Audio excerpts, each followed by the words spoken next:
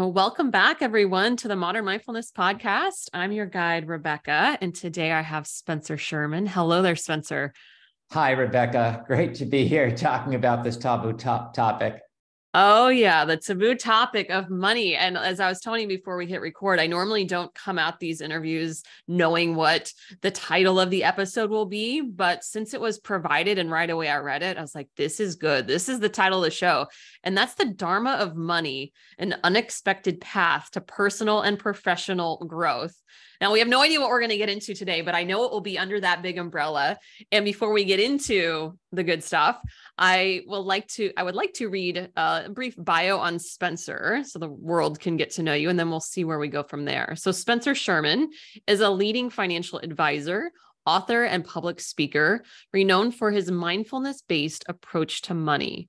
As the founder and former CEO of Abacus, a values-driven financial consulting firm managing over $3 billion in assets, Spencer has transformed the lives of his clients and helped them achieve financial success on their own terms.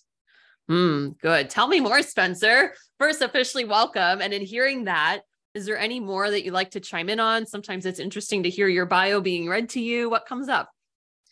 Yeah, what comes up, Rebecca, is that, I went to business school, I got an MBA, and I was told, and of course, I always thought that was the way money is. Like, it's all about numbers. It's totally analytically driven. It's logical. And all that's true. But what I was missing and what's not, really in my bio is that, wait a second, there's this whole underbelly of money that was ignored in business school, that's been ignored by myself and many of us. And I like to think of money as this iceberg. I like the metaphor of the iceberg. So if you think of the iceberg, what's above the waterline, that's all the stuff like mortgages and taxes and insurance and investments and 401k plans and taxes. That's all the stuff that we see and we talk about.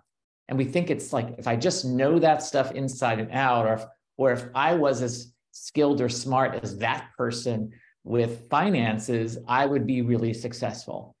But what we don't realize is that there's a submerged part of that iceberg.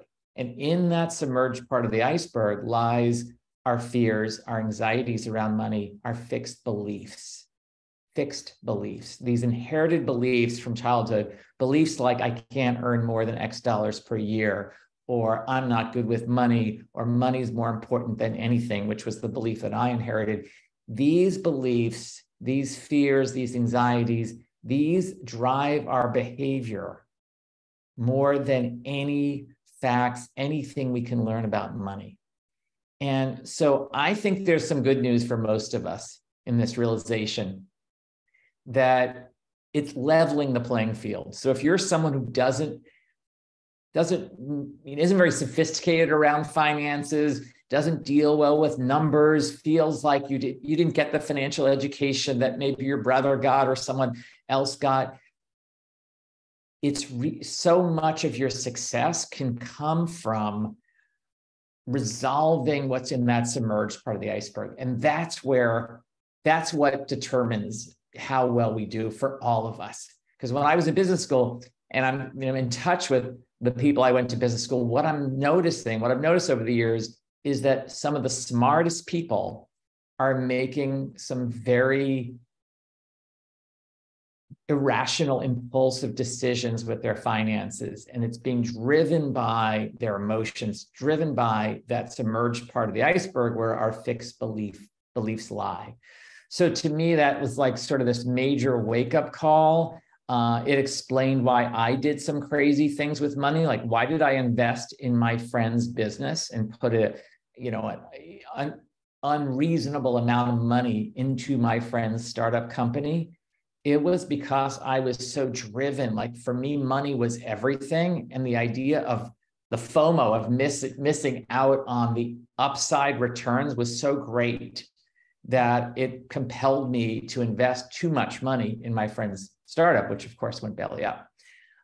So this is where we have a lot of control, is resolving these emotional issues around money, these roadblocks around money.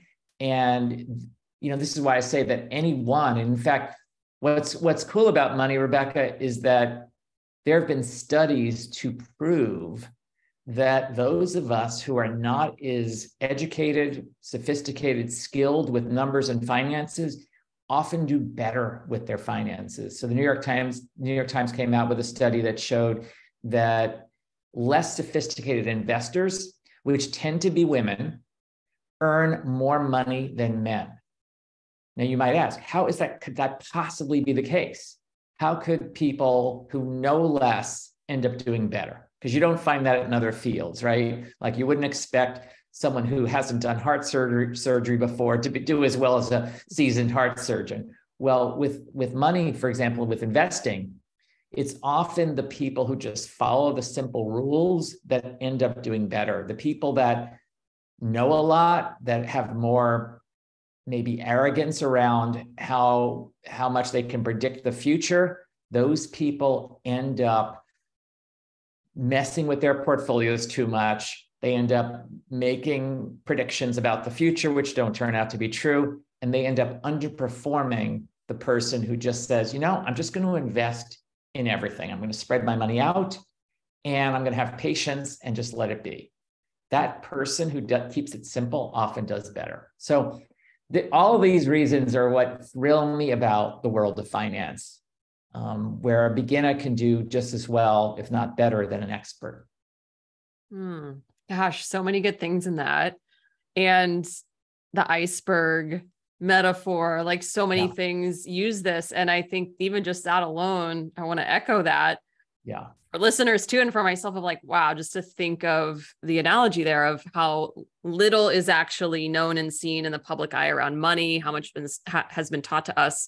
And then the breadth, the depth of what is actually under the surface, be it limiting beliefs coming from whatever, all over. And so can we talk about that a little bit too? I know in the US, I've only lived here in the US, but I've had friends who are international. And I know that money in the US is especially even more of a taboo topic, it seems. So could you share a little bit more around like, what is the deal with Americans talking about money? Why is it a taboo topic? What do you think? Why is it so taboo? Yeah. I noticed there's like two different pronunciations of taboo. You could say taboo or taboo. I go back and forth. But I think it's because money is at the root of our survival.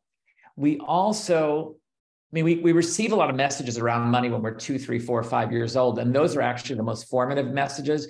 But when we really start to grapple with money is at the same time in our life as we grapple with sexuality. It's in our adolescence. That's when we often have this wake up. It's like, oh, S-H-I-T, I'm going to have to make money someday. My parents aren't going to support me forever. And there's this over-identification with seeing my net worth as my self-worth, seeing my value in terms of my money. And you find this even amongst spiritual people, even amongst yoga people, meditation people. There's this sense of like when the markets fall in a day, people feel badly. It's like it hurts. And why should it hurt? Like it was just your money. Nothing changed about you, but there's this identification with that money. It's really, we have equated self-worth with net worth, unfortunately. And what I've come to realize is that everyone's self-worth is infinitely greater than their net worth. I don't care if you have no money or you have $1 billion. Your self-worth is infinitely greater than however much money you could have. And this is one of the things that gets everyone in trouble. Including wealthy people, that wealthy people can start seeing themselves as just their money. And there's so much more beyond that. Because if you see yourself as your money, then you're also subject to the ups and downs of your money, which means a very chaotic, very stressful life. So, and then added on to that, Rebecca, is the fact that nobody.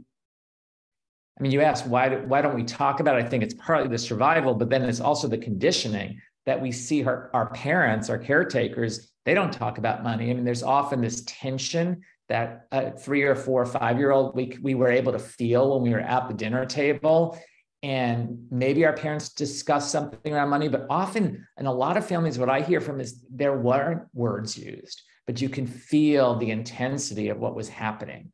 You knew that something bad was happening around dad at work or mom at work or their finances, or something went wrong. And yet there was no explanation for it, because we don't learn how to talk about money.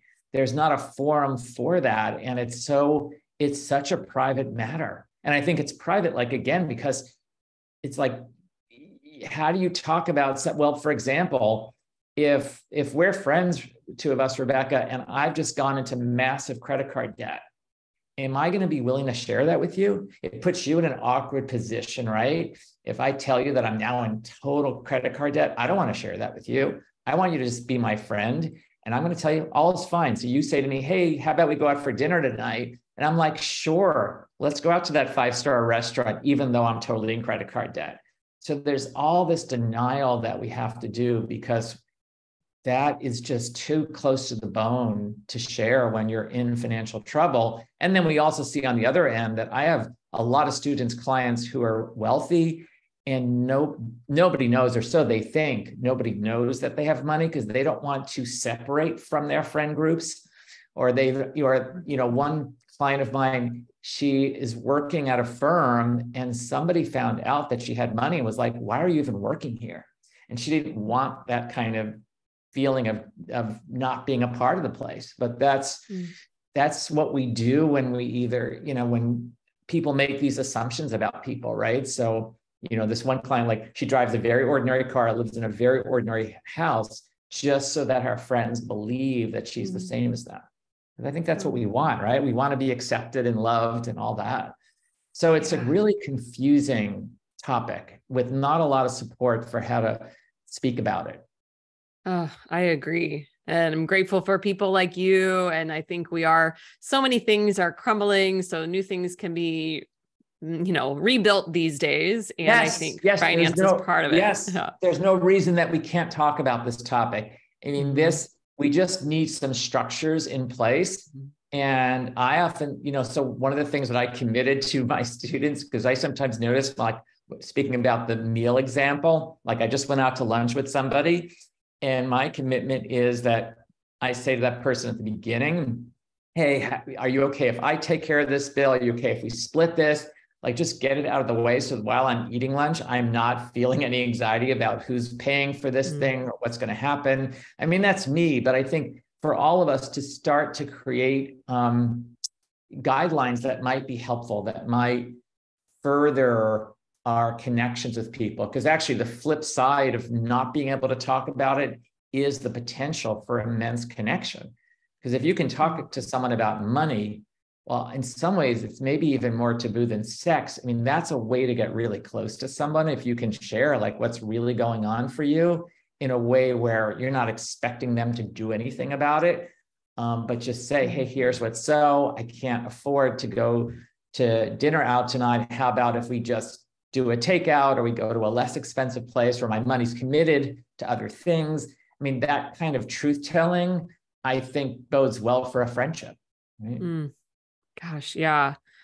Yeah. And you're making me think about just all the emotions that are loaded into conversations like that. And even for the listeners right now, even checking your body, checking out, like, what's going on in this conversation, because whether it's shame, whether it's guilt, whether it's fear, these things that, whether they were from childhood and they're being triggered now in adult life or whatever, like, there's just so much there. And give yourself time and just understand that there could be a lot underneath the surface of it, in your own personal iceberg, right? Of, like, what's going on, in your body, in your energy around this topic that might just seem so simple, money, but right? Like, there's just so much. I love that you're bringing this up, because I think that is where, that's why mindfulness is such an incredible antidote.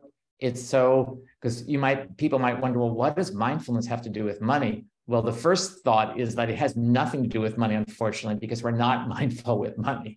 And that's exactly why mindfulness is so perfect, because if we could just up our game 10% with mindfulness, be a little tiny bit more mindful with money, we could have huge benefits.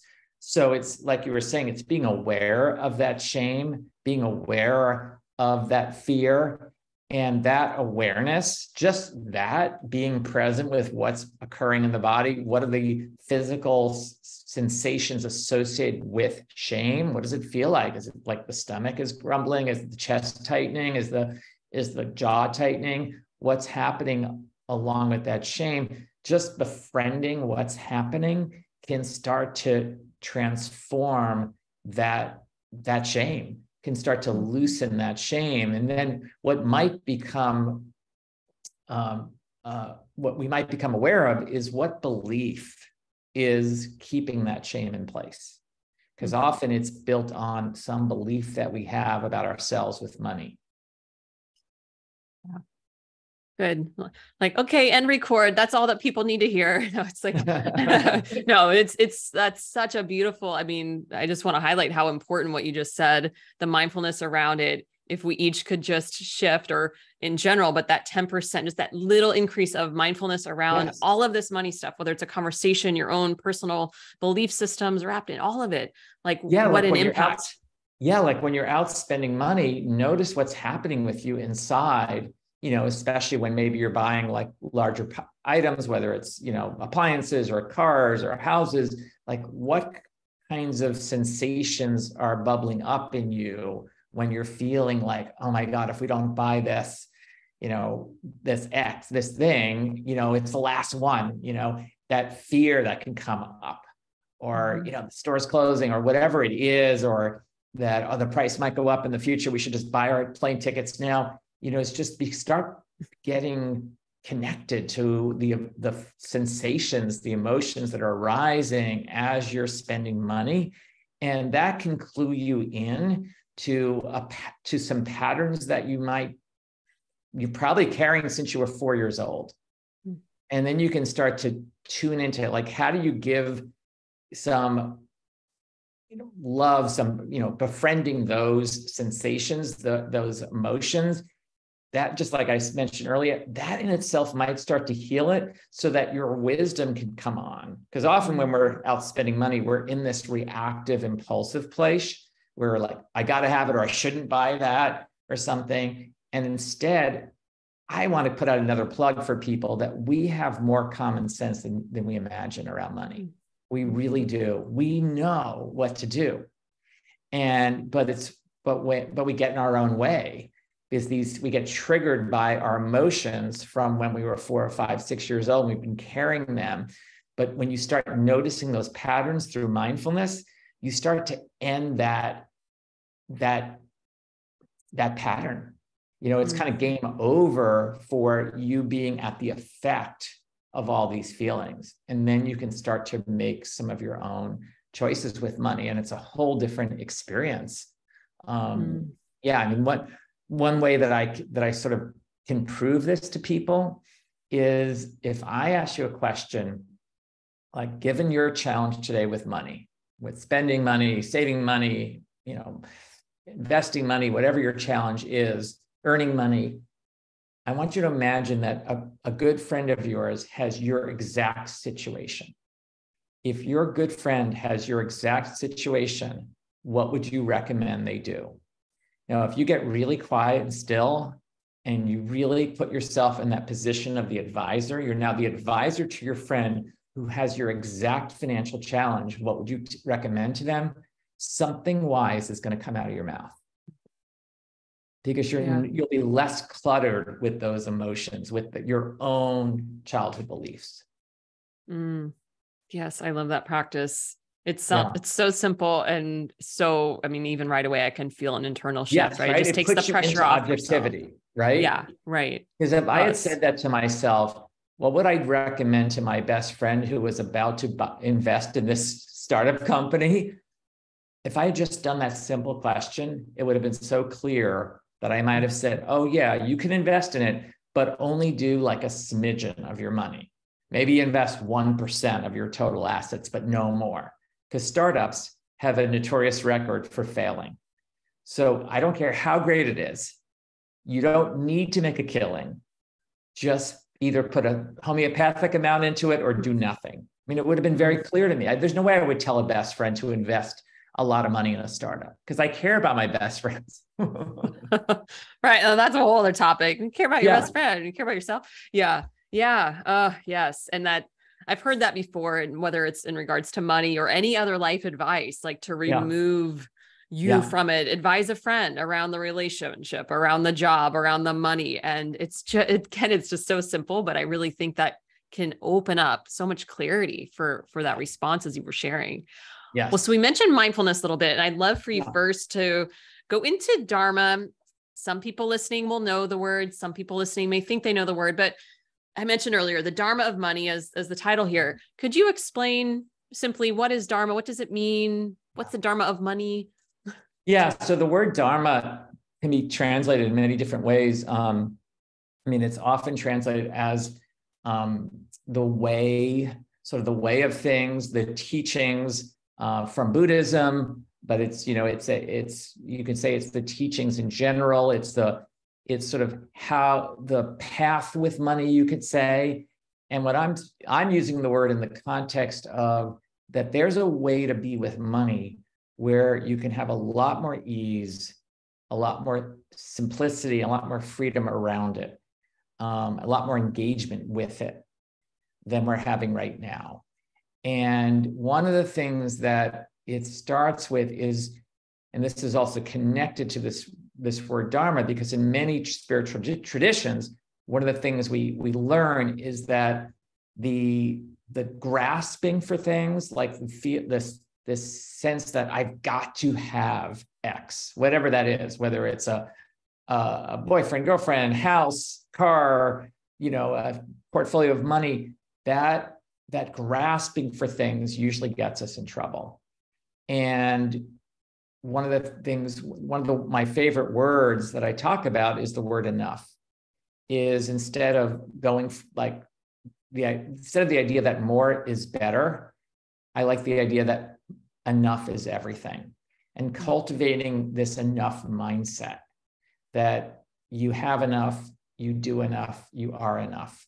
Like at least in this moment, you could actually feel into that energy of enoughness. And in that place of enoughness, it sounds on the surface like it's kind of a limiting idea enough, but it's actually an expansive idea. Because when you're in that place of feeling enough, anything's possible. I mean, this is kind of like the zone that athletes get into when they're playing.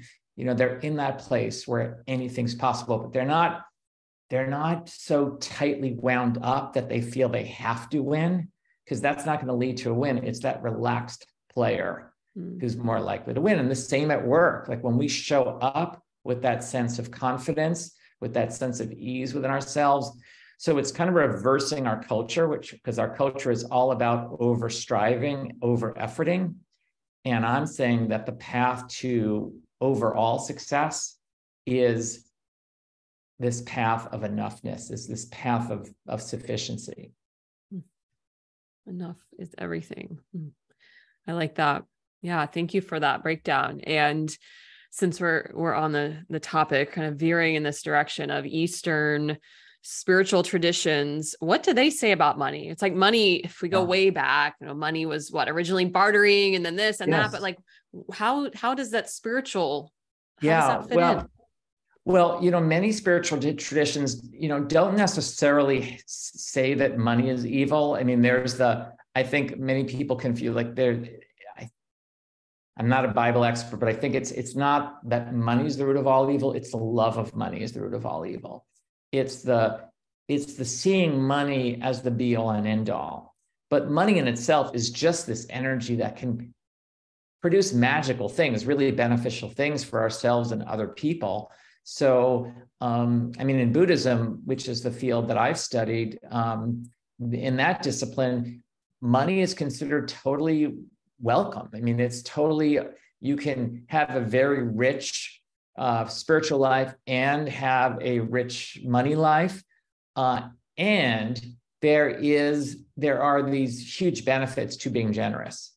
And that's one of the things, which of course is sort of ironic in a sense, that we have this, you know, interest in earning money only to then give it away. But really, many ways, the giving away of money is actually leads us to sometimes have more money because we're exercising that muscle of generosity. And generosity is it's a quality that they've shown in studies leads to more happiness. That when you give people, they've given college students money to either buy something with or give away. And when they measure the happiness changes, the students who gave money away were much happier. So that's something to keep in mind, like, because happiness is not just a trite quality. When you're happier, your teammates at work want to hang out with you. Your customers want to buy from you. So that often leads to a lot of great financial outcomes when we're in a happier place. So I think a lot of spiritual traditions have recognized that generosity can be very powerful. And what I want to say here is that, not everyone will resonate with being generous with money, or maybe you just don't have enough to give away anything. But I usually say give away something financially. It does something wonderful. It kind of rewires the neural pathways in the brain. If you're giving away something, you're almost telling the brain that you must have enough. But the other thing I want to say about generosity is don't limit it to money. It's taking on this whole generous posture, this way of being in life where you're generous at work, like helping other people. Like in my company, the people who have advanced really well are the people who are generous to their coworkers. Be generous with your friends, your family members, your coworkers. That's a path to success. And it's a path to happiness, right? That generosity of spirit. It's all energetic, like everything, right? Like it all is energetic, money included. So I say this for myself. I say this for people. This is the good news, is that none of us are very far away from having more ease and success with our finances. That you don't need to read a ton of financial books. It's really about doing this inner work and becoming aware of the beliefs that are driving you, the feelings, the emotions that are driving you. Just that recognition, that mindful recognition of what's happening on the inside as you're doing your outer money behaviors will transform how you relate to money, and it'll transform the amount of money that you have in your life. Yeah. Yeah. And you mentioned the grasping, and this actually has come up recently with some of my clients where we're talking about, what do you want in this life? And there's like this energy of grasp. So it's been coming up in conversation around just imagine what it's like to grasp something and how that clinging energy, no one wants that. And I think you have mentioned that too a little bit here, but even in something else that I read of just like chasing a partner down, like when we're not grasping for that next partner, they show up. And so is there anything more around just this grasping energy? Are there any tips that you have for people other than checking in with the inner work? Yeah. I mean, I just say, like, just right now, like everyone can just make a fist and just feel what that's like as you tighten up that fist and make it tighter and tighter and tighter, and feels what that does to your whole arm, to your shoulder, as you continue to tighten that fist. And then to gradually, very slowly start to relax that hand. And that really is the action of letting go. And letting go is something really profound. So letting go, maybe with giving money away, that's a letting go. But I'm also talking about the inner letting go of repeating patterns. So when you start noticing that, every time I'm upset about something, I go out and spend money, is interrupting that pattern. That's a letting go. That's a letting go of satisfying that itch. And it's not necessarily the easiest work, but every time we do that, we are really creating a new brain within ourselves. We are undoing patterns. And to me, that's what makes life exciting, right? Like, I don't want my next 10 years to be exactly like my last 10 years. I don't want to repeat, especially the patterns that haven't served me. Like, I want to undo those patterns. So to me, it takes that mindful attention to interrupting patterns. Start to review, where have you spent money where it's really given you back a lot of value, and where have you spent money where it hasn't served you, and what can you learn from that, and how do you start to undo that? Like, if you're not getting value from eating out, then let go of eating out. Like there's a lot of opportunities for letting go. Every time we save money, there's a letting go, right? Because we're letting go of buying something in that moment. So this letting go is actually really good for our souls, for our brains, for our wallets to practice that at times. You know, like when we do the 401k, when we have money deducted from our paycheck for our company's 401k plan, that is a letting go each time.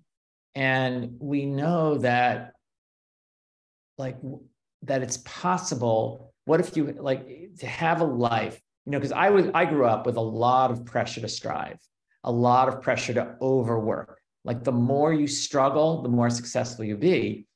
And what I've learned is that you actually are often less successful. I was way less successful in that over striving, that over grasping.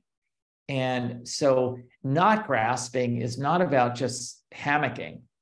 It's about this right amount of effort, wise effort. It's seeing what really needs to get done, not just what you've been doing, not just repeating the old habitual patterns.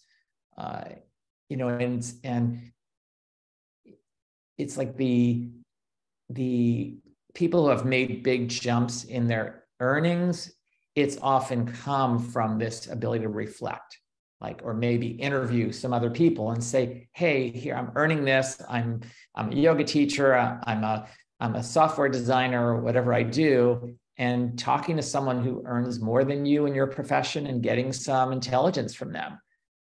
It's that kind of reflection and kind of stepping back that often helps us grow our earnings, for example. It's not necessarily like the working 80 hours a week, right? And we see this, it's easier sometimes to see this in sports, you know, that you see the players who are just in a flow in their lives. And that's, I think, what we're trying to do, what I'm trying to do with my finances, trying to help my clients and students do with theirs, is to be more in a flow with their money and not be in this grip of I've got to have more money, or I've got, you know, my friend just got to $1 million. I got to match them, or they got to 5 million. That's often what we feel, is this competitive nature with money. And it's like, that's just another excuse for beating ourselves up, right? Mm. Yeah. And you mentioned the yoga teacher, the software developer. And I like that. It's like, I was thinking as you were sharing there, it's like, we're in a similar spot, no matter the profession, this topic of money and the energy of money. And it really is maybe smarter, not harder, you know, like I know yoga teacher life. I've been doing this for over 15 years. And it's that time and time again, where it's that starving artist mindset, belief system that comes in, and you think you just have to work your butt off and wear yourself out. But well, you can start offering something more up leveled. You can start offering workshops once a month. You start running trainings and things. And there's always that next place to go where your energy is going to be put to use more, and you can put in less time and have better gains, even in something like yoga teaching. So in the whole spiritual world, there's just that weird thing with money. I think that's still out there, but I'm guessing it's with everyone. Like you're saying, you know, all of us have been raised with some belief system already in us around money. So it really doesn't matter what career you're in, where you're at in life, but it all starts with that enoughness.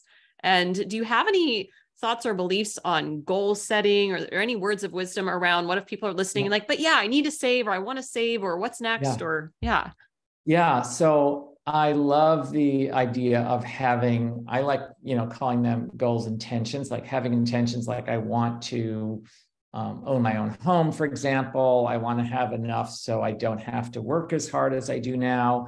I mean, I think those are great intentions. But then what's important is to break it down into daily actions or weekly actions. Like, what do I need to do on a daily or weekly basis to start to move towards that intention?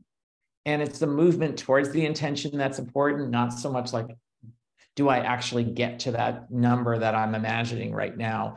Just the movement towards it is powerful, because I think without that intention, maybe you would have stayed still, or you would have gone backwards. So sometimes we don't recognize that, and we're beating ourselves up. Like, I had this intention to get to $1 million and I can't get there. Well, you're at 900. And if you hadn't done anything, you'd maybe be at only 500,000. So it's to celebrate the wins, celebrate your progress. We often as adults don't see our own progress. You know, we see our kids' progress, but we don't see it in ourselves. Like we forget that 10 years ago, 20 years ago, our finances were not nearly maybe as well off as we are today, or how well off we'll be in 10 or 20 years. So I would say set the intentions and come up with some relatively realistic intentions that are definitely within the realm of possibility. And then you got to know what seeds you need to plant, to make those intentions happen. And then you got to water those seeds. And it's almost like here's another place where that action of letting go of exactly what it's going to look like. Because maybe you have this idea that you're going to reach full retirement with $1 million in the bank. And then you discover that, oh, wow, a friend of mine wants a caretaker on their property, and I get free rent if I live there. And suddenly I'm like, I could work, 10 hours a week as a caretaker and all my bills will get paid. I'm just giving an example here, but it's like things like that come up. So you don't want to be tied to the exact outcome that you're imagining right now, because none of us know how the future is going to show up. But to land more in the place of what's that generic intention and be open to it coming in many forms. I think that's beautiful. And I think the other thing that's powerful around intentions, Rebecca, is having a buddy, like an accountability buddy, a money buddy, a money ally. I talk about this, having someone you can check in with and say, like, okay, you said you wanted to get to $1 million. So what have you been doing to do that? Have you been saving money? Have you been, scaling back your spending so that you can get there? Like having that buddy, I find it measurably beneficial, because you don't want to show up to one of those money ally meetings and not having done your homework, right? Mm-hmm. Oh boy. Yes. That accountability. So yeah, simple and you so don't powerful. have to pay somebody. You could just ask a friend. You can just be buddies for each other around your money goals and what you're going to do to make things happen, and hold each other to those what you say you're going to do. Such good advice. Yeah. Thank you. I have like 5 more questions I want to ask you, but I'm going to steer it back to the one question that I ask everyone. And it usually happens on the episodes or on the shows here, that the question of why is mindfulness important? It's what we've talked about kind of the whole time. But if you were to say, like, in one simple statement, the podcast here is modern mindfulness, and why is mindfulness something that is important right now in our modern times? Yeah. In addition to what I've said before, I think that we tend to speed up around money. When we're spending it, when we're saving it, investing it, we're often pretty speedy. The thoughts, the comparison thoughts are speedy. Like, oh my God, did you see what our friends just did this major addition on their home? Now we need to do an addition on our home. Like, it all happens rapid fire. And to see if you can start slowing those thoughts down and create some space in the mind around these thoughts. So maybe you're doing, like, I have this money breath that I teach, of a way of slowing down the thinking.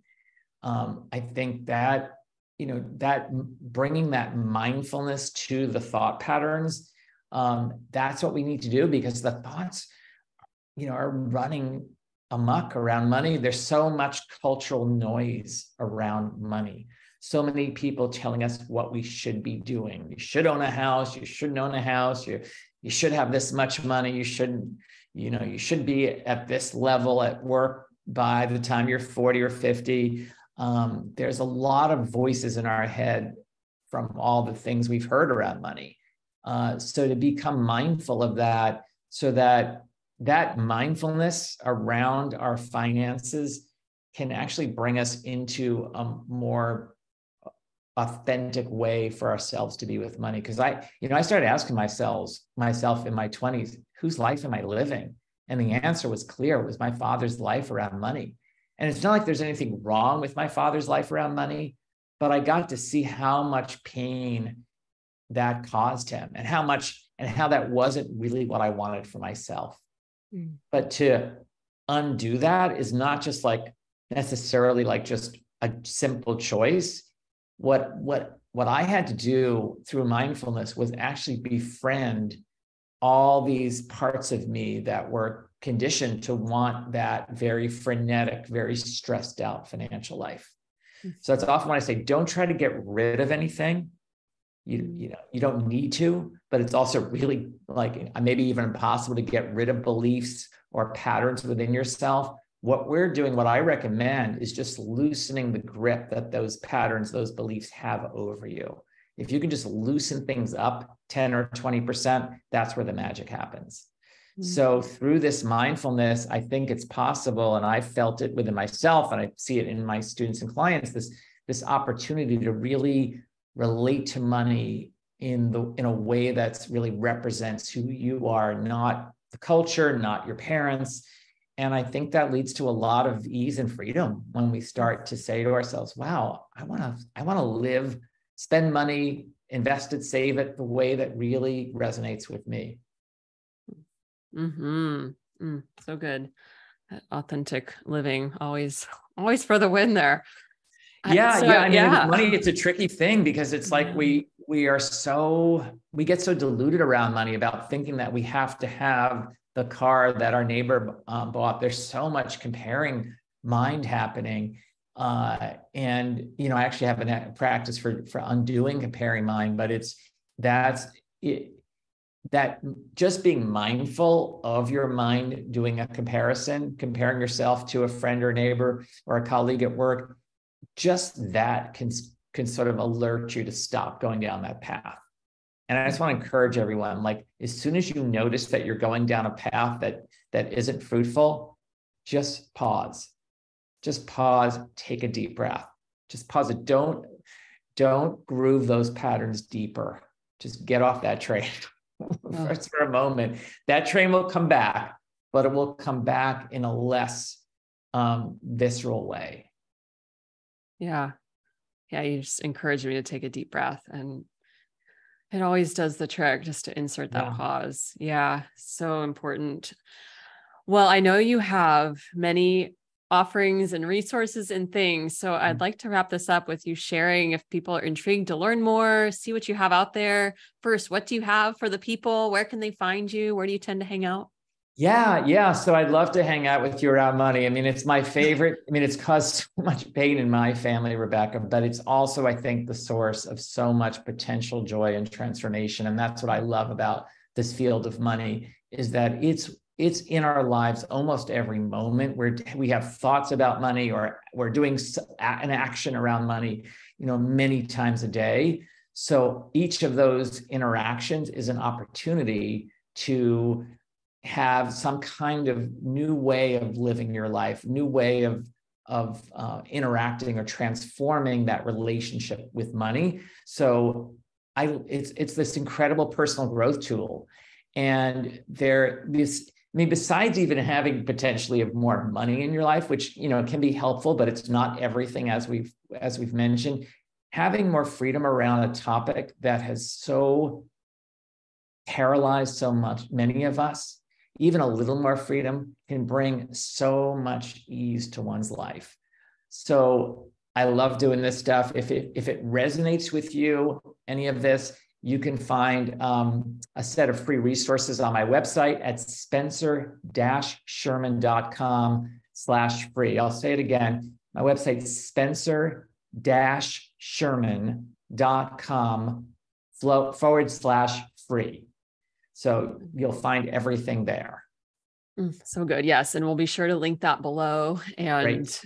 Yes. And I know that you're on all the medias, all the social medias as well. Yeah, and I've got Zoom classes coming up. Cool. So wherever you are, there's all kinds of opportunities to engage in this material more deeply, because the past doesn't need to predict the future. You can have a whole new way of being with your finances. It's really possible. And people always ask me, is it too late to start? And of course, the simple answer, of course, is no, but it really is no, because it's not so much how old you are, it's how many more years you have left to live. And for most of us, that's a long time, because we're living much longer today. And that there's the power of compounding. And it's also, as we've said, Rebecca, it's not so much like, like we're going to, getting necessarily to the summit of a mountain. It's moving towards something which brings such good energy into one's life. Yes. Every word you just said. Thank you. Yeah. Yeah. Spencer, Love that. thank you. Yes, this was all so good and rich, like pun intended there, rich conversation. And oh yeah, I could keep going, but we'll just have to have you back someday. We can keep Great. going. But yeah. Well, thanks again for your wisdom, for your words, Spencer. And everyone listening, thanks for tuning in. Check out the gifts, the shares that Spencer has out there for you. And yeah, let's make this 10% shift, even 1% shift, right? And just keep moving Yes. towards those intentions. Yeah, so good. Well, thanks everybody. We'll catch you next time. Bye, Spencer. Thank you, Rebecca. You're welcome. Bye. Bye.